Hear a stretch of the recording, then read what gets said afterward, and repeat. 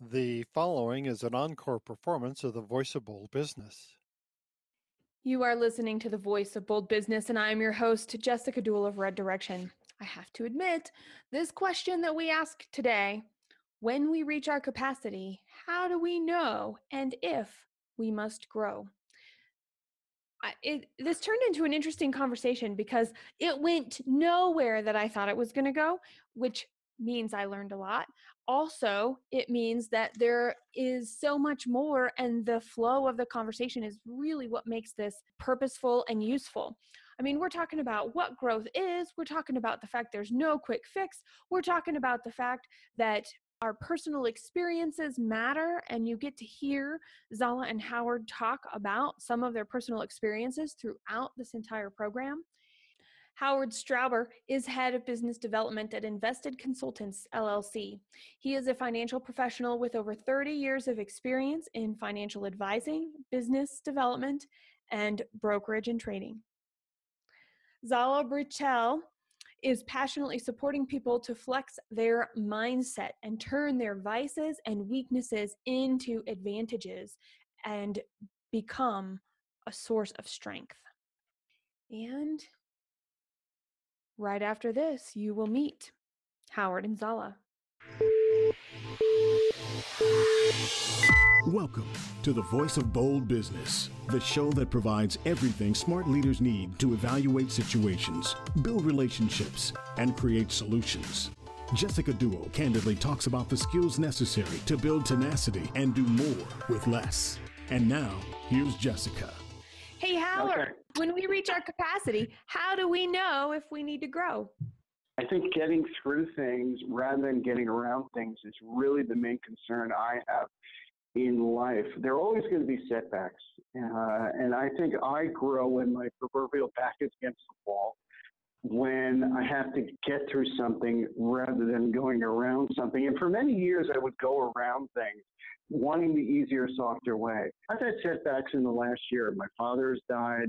I had a third stent put in my heart, and I have a small legal problem, which I got through. And, it's basically life on life's terms. And I didn't have a choice of I could pick or choose what I wanted to do or what I didn't want to do. Either you get through it or you don't get through it. But that's also being 57. Being 57 and being bald and having to move my computer and do things maybe I don't want to do, you learn about life on life's terms. So that's how I do it. Thank you, Howard. All right, Zala, how about you? Myself personally, and from the work I do, I don't think that there is a time you need to grow or you need to learn. I think it's an ongoing process. From what I've seen from myself and from the numerous stories that I've heard and people have shared with me, it's usually that aha moment or that setback, as Howard also mentioned, or that moment in time when somebody says like, I need to change something. This doesn't work anymore. I feel stuck, or things like that, or that moments that happen to us that give us a little push or push us in a certain direction where we want to grow, to either learn about the patterns that hold us back, or we want to learn something new to overcome the challenges that we've come across, or simply to see what the motivation behind growing and learning is. Whenever I talk to my students, I always ask them, what is your motivation behind growth or behind learning? Is it the intrinsic motivation, so wanting to learn for the beauty of learning, so that I will learn something new, that I will grow to be a different person, or to learn something new, or to acquire a new skill? Or is it like an outside motivation? I need good grades. I need to be good at this. I want this from that. In the bottom line, growing is a process that is an excellent learning experience when you take it as a process that has different timelines and different stages in your life. Let's talk for a minute about how you define growth. Let's do that. I guess the definition of insanity is doing the same thing over and over again and expecting different results, where I think growth means thinking outside the box, not going for the easier, softer way, but rather something that might be more difficult, to take that emotional chance, to take that psychological chance. I feel that I grow through setback and failure. I think when life is going well, there have been periods of time when life has gone very well. Too easy, that's when I tend to mess up. I learn from setbacks. I've also studied in the past NLP, so I'm very well aware of what you do for a living and how you do it. We can talk about that some other time. For me, myself, the biggest mindful practice still every day is to take the setbacks or take the challenges or take the paths that were kind of going the other way that I expected or envisioned or something like this. Look at it from a positive standpoint and see, okay, what have I learned from that? What have I gained from that? And not take it as a failure or like something, I call it myself dramatic, life stopping, or wow, it can't be terrible. But to answer the question, I perceive growth as being, as learning and living your life and being different every time you look back and say, I've come a long way, or stopping at the point and saying, wow, this thing happened to me, or this situation happened to me, and I reacted differently. I look at it differently, and I can take learnings from it in a totally different manner than before. That's what's growth for me. Let's talk about NLP for a minute, because one, Howard's familiar with it. Two, that's your focus. The fact that Howard brought it up, I want to take a minute and I want to acknowledge that there's a place for that in this conversation.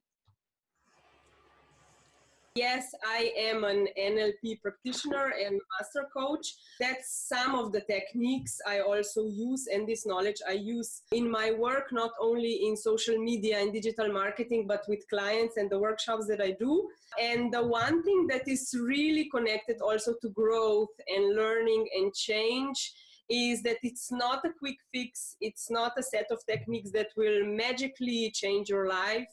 I think that it's a set of skills and knowledge that's helped me to understand how everybody sees and perceives growth and change and life in a different manner. And it's also helped me to structure the maps of every client that comes to me in a different, or let's say better way. I think the most famous person that we know of, that we see every day who uses NLP, who I consider the McDonald's of NLP, is Tony Robbins. I actually have met Richard Bandler. This is many years ago. I worked with a gentleman named Roy Frazier. NLP is basically the patterns of behavior that we are either audio, visual, or kinesthetic, and you can pick out those adjectives and figure out how to change people. It's been discredited for many years. It's been used, I believe, probably by spy agencies and things like that. I haven't done it in years. I'm aware of it. I know, for example, I'm a very visual person. That's why I have notes. I also know when I listen to people and looking at their cues and how they do things, I can generally figure out what adjectives they're using and then feed them back. And that's really what NLP is. It really, if you're in social networking, you're having the basics of NLP. Because if you're doing this for a living and you're doing it successfully, meaning you're getting revenue from it, you're figuring out other people and other people's patterns of behavior. I've never met Tony Robbins. I think he's done a service as well as a disservice to NLP. I think he kind of cheapened it. It's sort of like 24-hour news service. I think we all are too overwhelmed by news, and I think we're too overwhelmed by somebody like Tony Robbins. I think they're practitioners, and then they're people that just throw it out there and see what sticks to the ceiling, and we'll leave it at that. Okay. In the initial question I asked, if we need to grow, do we really have a choice? Well, I would say unless you're in immediate life danger, putting it a bit comically, for me, it's not about the question of do we have a choice. We always have a choice. When you're faced with a challenge or with something difficult, you always have a choice to remain in a status quo and say life sucks, I can't do anything, and also be kind of in a position of a victim problem? Why does this always happen to me? And yada, yada, da. Or you have a choice and say, okay, it happened. So, okay, how can I go about it? And I need to change something, or I wish to change something to either react differently, so it can be behavioral, or okay, what's in my mindset? So how do I perceive this? How do I think about it? So how can I change there? So my perception or the hidden values, or maybe something I was so accustomed for a bigger part of my life. And yes, you have a choice and say, okay, I wish to change something, or I wish to do something differently. So that for me would be always the options that we have. What would you add to that, Howard? I'm looking at the two of you and I get a chuckle. You both have hair coloring. I'm trying to hold on to my hair, and this is the perspective of the aging process. I'm like looking at you guys. I'm saying, wow, I wish I could color my hair. I wish I had hair. I'm just grateful to have hair and that it's gray. It's about perspective. I also think fight or flight, and when you kind of the Kenny Rogers know when to fold them, is really, really important. There's sometimes to live for another day. And this is one of the hardest things, I think, especially men, know when to walk away. And that to me is difficult because we're the gatherer hunter sort of thing, and our whole justification for existence. But at the same time, longevity has its benefits. I know a lot of people that haven't made it to 57. And it's about perspective. It really is about perspective. Let's take this idea of perspective and choose a direction with it. And I'm thinking about something that Zala said earlier of there is no quick fix. And when we have no quick fixes, and the same thing with perspective that you were just talking about, Howard, it takes a while to get perspective. We might get a download in an instant because we practice this concept of getting perspective all the time, but what we do with it is never instantaneous. And I'm using the word never purposefully because while we have this concept of instant gratification, having this stuff that we need to do, want to do, would like to do at our fingertips is at a really sharp juxtaposition to reality of it takes time to get perspective and get good at having perspective. It takes time to learn how to solve problems. It takes time to recognize we have a choice. Even if it's not a lot of time, we can choose in a split second of how we're going to react. The same old way, a different way, and maybe not even knowing what's going to happen next. When we're thinking about business challenges and growth, I'm interested in this concept of there's no quick fix, yet we still are in a mode we want to improve ourselves because we want more. We want to improve our businesses because we want more from our businesses or our role so we can advance up the ladder within our organization. I'd like to hear your thoughts on some of that in terms of there is no quick fix when we're facing personal growth and business growth. I think personal growth and business growth are one and the same. I don't think I'd separate it per se. Life is generally a pass-fail exam based on, I think, one's either spiritual condition or what your perspective is. And what I wanted 20 years ago is a lot different than what I want today. 20 years ago when I felt I owned the world, and I'm a part of the world. 20 years ago I owned it. I'm not there for the money. If I do the right thing, I know the money will come. I also know being of service to others is important, and I think that's important regardless of what you want to move up the food chain. If you're willing to have a value system, a value set that you can be comfortable with and what you stand for, I believe one moves up the food chain. I believe one will become that person, a man or woman, who they want to believe. It ain't about the money. It's about what you believe in. I think it's one and the same.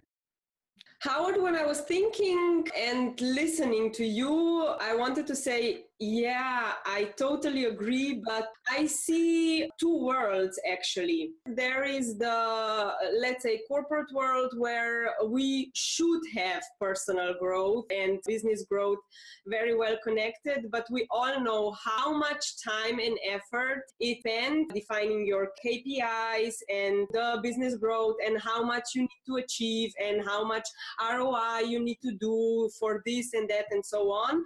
And we spend a lot less time developing, mentoring either our salespeople, our back office people, our representatives, whoever it is. On the other hand, I see in the entrepreneurial world that we have moved quite into the direction of exactly what you were describing. A lot of people focus now on figuring out your why. So figuring out the purpose that is bigger than yourself, or following a passion that adds value to other people, and kind of a servant leadership also, which I think that really aligns these two growth, personal growth and business growth, with the main focus on what I often hear or what I've learned through time also. One thing is to want to grow and want to make money or want to make some money with what you do, but it's also very important to set measurable and also realistic goals. A lot of times we see examples and practices of people who have put, 10 years of work into what we see now. And when people are coming, they say, oh yeah, I want this too. So quick fix, let's go. 1, 2, 3, tap 10 actionable steps for doing this, and I will make it. And I think that it's really important to step back and say, okay, so what is growth for me? How do I see it? What is realistic for me? And what I can do in, 6 months, 1 year, 5 years. And it is something very individual for everybody. Howard, from his perspective and his experience, and Zala from her perspective and her experience, and then I'm thinking about me, and mine is different than both of yours. And it makes me actually think of Mike Rowe, guy who has done 8 seasons of Dirty Jobs, that TV show. One of the things he talks about is, even though the whole world is out here finding our passion, I know what I need to do to make a living, and I want to do something that I can make a living at and make the kind of money I want, to have the life that I want, to do the things that I want. And it was really interesting. I was listening to an NPR podcast about TED Talks, and he was chatting a little bit about his TED Talk when they were talking about success. Do we tie growth and success together? I think we do. From my limited experience, I can speak for myself, and also I can speak from all the stories that I hear and work with. I think that a lot of times the measurement for growth is any kind of success, either success in material things, or success of climbing up the corporate ladder, or success of giving yourself the luxurious life. In a sense, what we see now also on social media, becoming an influencer or becoming famous or successful. So having a lot of followers or having a big following, which is nothing wrong with that. But I think that those are some various types of how growth and success are really intertwined. I think where growth comes from, whatever your perspective might be, whatever your hair coloring might be, I think comes from having a work ethic and celebrating the work ethic, showing up, being reliably reliable. You're going to get a kick out of this, Jessica. That's why I think Barney is the worst thing that ever happened to this whole world. Because I think the fact of the matter remains, if one tries, only good things can happen. I'm not saying I'm in the action game. I'm not in the results game. Meaning there are a lot of things, whether I'm in the food chain, up the food chain, not in the food chain, there's some things that I will not have any control over. But a work ethic, at least I have some influence over. I'm not saying when I was young, I walked 5 miles a day each way in the snow. But I think the comfort level of not having to want that you deserve it, I think is also something to be said about what's going on. I don't blame Barney. I really do. Zala, do you know who Barney is? No. Okay. You don't want to know. He's a very bad purple dinosaur. Okay. I like dinosaurs. And Barney is very difficult, Zala, because he sings this song. And all you have to do is Google the Barney song and you will hear it. I'm not going to say it because anybody who's already this far, it's going through your head, who knows it. And if you're not, I don't want it to be in your head all day. But I had an alarm clock that sang Barney's song to me. I was probably 18 years old and got it for my birthday from one of my friends because I thought I would get a kick out of it. I have said clock no more. It didn't make it through my first 2 years of college with my roommate. Come on, let's say it. I love you. You love me. We are one big happy family. That's the biggest crock of shit I've ever known. Sorry. Howard, I really like what you said before, because we have had these continuous conversations about how we, at a certain point in life, we are, stuck in a position of referencing with the outside world and referencing with our inner world and double checking our values, our paths and our past. And I think that it's also a personal maturity growth where you come to a certain point when you say, yeah, my growth or my success is also like my intimate, mindful practice or path that I don't have to reference with anybody else or with the outside world, and that's just okay. I think that this is just, it takes time to get to that point or to get to that point in life. You are listening to the Voice of Bold Business Radio, where I am talking with Howard Strauber and Zala Bricelj. I got close that time. Every time I get better and better. And we're talking about how do we know and if we want to grow. And this is a fabulous conversation so far. We've covered the gamut. We've touched a little bit on business. And I'm going to take a sharper turn toward looking at this from the business side, because what you guys were just talking about, Howard and Zala, you were talking about one, external perspective, two, can I make different choices the next time I go around, which is very much a self-awareness of self versus other, and self versus other without guilt or shame to do the right thing at the right time, whatever other words that we could put around it. There are a lot of words we could put around it. So I want to know from you guys, what are your tips from your experiences so far that help you recognize when you're looking at a reaction of yourself versus something that's external happening to us that we might be reacting to? I have to accept the situation. Whether I like it or not, this is very difficult. I'm not saying I know it completely by any stretch of the imagination. I think I've reveled in, at 57, being immature for a very long period of time, and I think I still do. I've noticed over the last couple of years, I disconnect myself from the situation and my reaction to the situation, whether it's good, bad, or indifferent. The situation is going to be there, whatever my reaction is one way or another. What am I going to do about the situation? Am I embracing it life on life's terms? Or am I going to pout? First, I pout because I'm immature, and then I move forward. I've noticed as I've gotten older, I still pout, but I get through what I need to get through faster. Well, we're all dying, but I just have the urgency to move forward because it's an adventure. It's a darn adventure. Howard, this is the coolest part.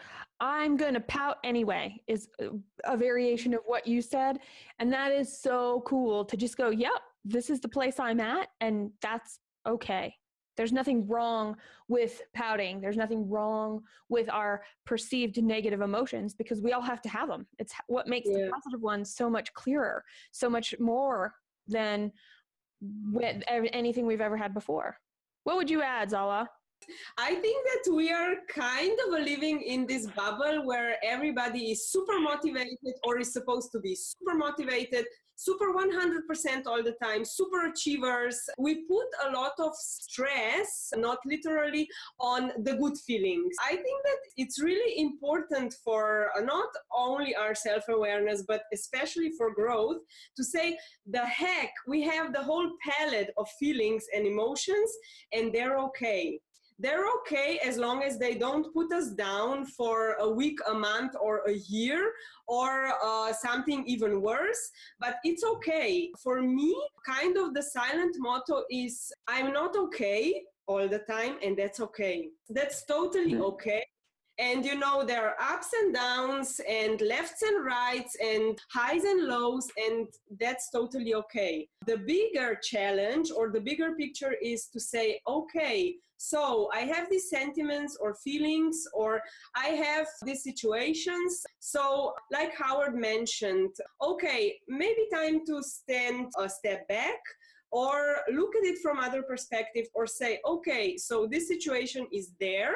I can't influence it myself directly. So what can I do about it now? How can I adapt myself, or align myself to accept it differently and just move along? Did you know there have been a lot of studies of emotions? I'm going to see if I can find a good one. And if I can find a good one, I'll link to it in the show notes, about the more emotions we are able to recognize, the more we are able to truly connect with another person. The reactions that we feel when somebody is present, yet really not connecting with us, if we have a lower range of emotion, we're more likely to take it personally.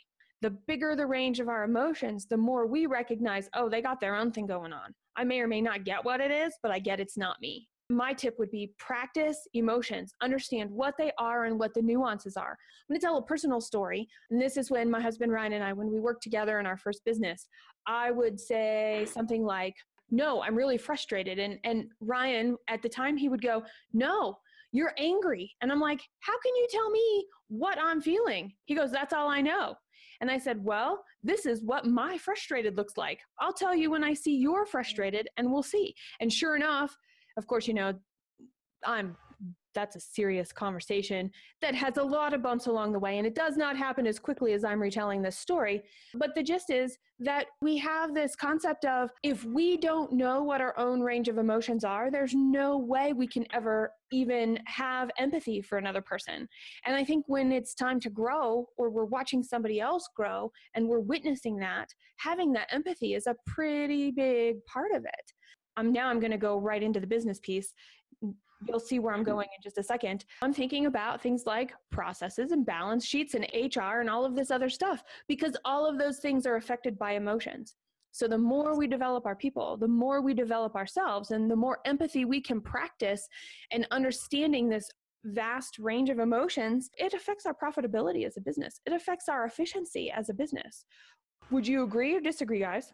I would most definitely agree. Looking back or looking at the different types of businesses, I think that empathy for a long time, and I'm speaking from the place of being a woman in a business world, which was also a bit specific, empathy was something touchy-feely, maybe not having the right place in the business. And now we're slowly starting to recognize that actually self-awareness, self-development, growth, and empathy have a huge place in business, because it's not only internally that we always need to nurture our employees, we need to nurture also our business and growth. Without empathy, or let's say putting other people first, so putting our clients first, putting our prospects first, I don't think we can do or execute our business successfully or expect it to grow if it's not putting them first and understanding them really, really well. I would agree with that. I was just also thinking about, when you were talking about the range of emotions, especially in business, and what's acceptable and not acceptable. Right now, we're remote. Even though we're all connected, we're remote. I was wondering, as far as the range or the availability of the range of emotions, if we were all in the same room doing this versus the remoteness. I'm only looking for myself, my perspective. Where would the volatility or the versatility of those occur? For example, I think there's a big disconnect below the age of 45. I tend to text when I'm interacting with someone. I'm texting with them, and if they're above the age of 45, it's usually a phone call. And to me, I get a lot more information from a phone call talking to somebody than a text. You can the tonality, the breathing patterns, the stop and the start, and a text is very much standoffish, boundary driven. versus where obviously a phone call is not. Either you're in it or you're not. And it's also very much how we interact, I think, in business. More and more things that we're doing are not going to be in an office. That's just a fact, unless we're on a factory line. And I don't see the three of us or the four of us, Scott, being on a factory line. My point is, getting back to your range of emotions and what's empathetic, a lot different this way than it is if we were all in the same room. It's a really interesting and good thought, because I just started thinking, I do most of my business digitally, although I do workshops that are face-to-face, so there is a mixture. Right. But let's say I am a lot of time more digitally connected. But I can tell you that whenever I go into an office or to a coffee shop or to a restaurant or to any kind of where they sell something, I'm becoming really mindful of all these small things, how they interact with me. Do they have eye contact? How do they handle my questions or my requests and so on? And I've become super mindful of it. Don't you think from an NLP perspective, there's more to see and feel and be when it's face-to-face rather than remote, and what you can do to somebody as well, or what you can practice to somebody as well? You and I both know that. I mean, okay, there's one side of it, but on the other hand, I think that for me, for example, whenever you're in an interaction, because now the trend is going, okay, putting our customers first, understanding their needs, but I think it's really a good experiment of seeing the discrepancy between what we are supposed to do and what we actually do in a situation where there is a customer in front of us, I'm handling him or her, and what kind of empathy or customer care I am able to give in that moment. This will be the bold piece. We're talking about knowing when to grow. We're talking about taking steps to increase our self-awareness. And part of that is through self and other, and this concept of empathy. You take this concept of empathy and the elements of empathy and you combine it with, so what is it I'm looking at? What is it that I see? How do I want to proceed? And what is my ultimate end game here? What's my motive in this particular situation? To get more, to get less, to move through? Who knows, right? It's bold when you combine problem solving with empathy. So that's going to be our closing thought for each of you guys. Tell me what you think about that, and if not, where you think it's bold to grow. I believe that empathy comes from within, meaning being honest with oneself and understanding there's a difference between empathy and sympathy. Sympathy is you're getting into victimization, and we're not talking about victimization. What we're talking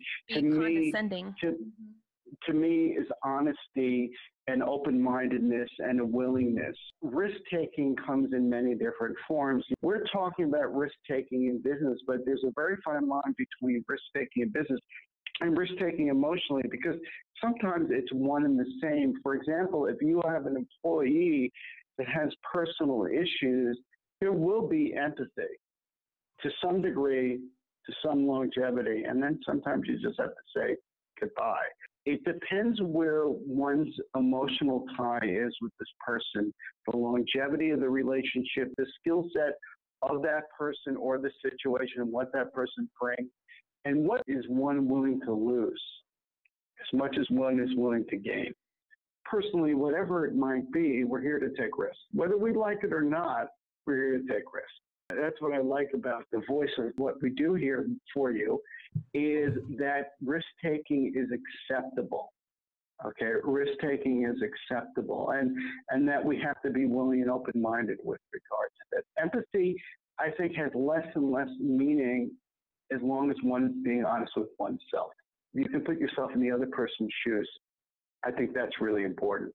For me, empathy actually starts with oneself.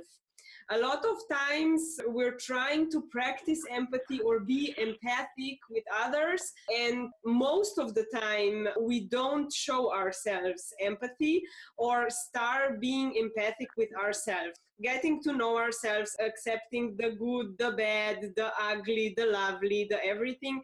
Knowing ourselves, knowing who, what, where, why, and so on, and building from there onward. I think it's very valuable when we know how to take calculated risks, because also risks, especially in business, can vary. It can be something very simple, or it can be something that leads to a catastrophe.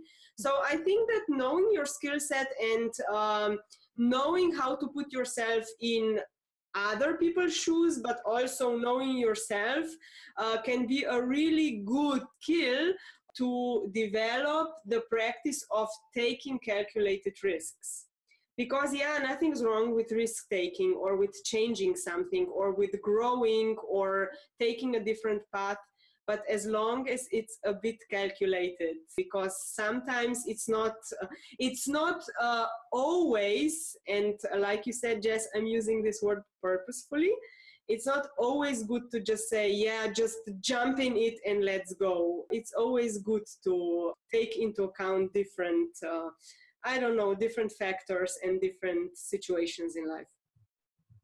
As you know, with every single one of these programs that we do, we get amazing perspectives. And so as with this one, you're going to find all the program notes with all of the tidbits and the juicy information that Howard and Zala shared at voiceofboldbusiness.com/P76.